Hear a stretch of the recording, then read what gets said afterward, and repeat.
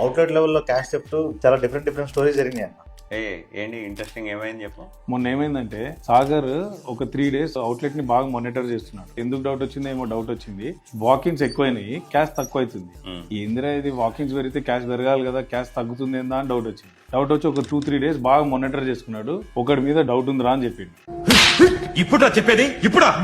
So నేను as a customer వెళ్ళిన outlet customer వెళ్ళి కొంచెం హై చైర్ మీద కూర్చొని మానిటర్ చేసిన. 1 hour లో 6 times వెళ్ళిన టాయిలెట్ కి. ఏం చేస్తాడు వాడు ఏం చేస్తున్నాడు, క్యాష్ డ్రావర్ లో తీసుకొని ఎక్కడో దాచిపెడుతున్నాడు. దాచిపెట్టి టాయిలెట్ లోకి వెళ్ళి అక్కడ డస్ట్బిన్ కింద చిన్న హోల్ చేసి ఆడ పెడుతున్నాడు. సరే పోయి 6 times వెళ్ళిన తర్వాత వెళ్ళి చూస్తే దాంట్లో 18,000 ఉంది. మనం 1-2 సార్లు వెతికితే లొకేషన్ ఫైండ్ అవుట్ చేయడానికి కూడా చాలా టైం పట్టింది నాకు. అమ్మ నేను ఏ ఇండస్ట్రీలో నుంచి ఏ ఇండస్ట్రీలోకి వచ్చారా బాబు. సో లాస్ట్ 6 months నుంచి వాడు ఇంకెంత ఏ రేంజ్ లో దొంగతనం చేసి ఉంటాడో మీరు ఆలోచించండి. మరి దీనికి సొల్యూషన్ ఏంటి? ఏం లేదన్నా, ఒకటేసారి చూడాలి. ఎవ్రీ డే క్యాష్ రికన్సైల్ చేయాలి, ఒకటేసారి వార్నింగ్ ఇవ్వాలి. నెక్స్ట్ డే నుంచి వాడిని ఫైర్ చేసేయాలి అందరి ముందు. అని పోలీసులు పంపించారా?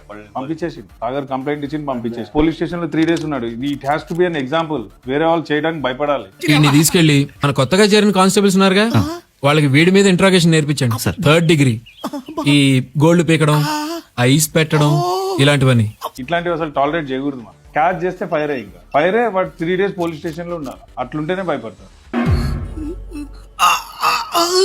చాలా థ్యాంక్స్ అన్న. నీ వల్ల 6 నెలలు నేర్చుకోవాల్సింది ఒక రాత్రిలో చేసే ఉంటే పారిపోవలేరా.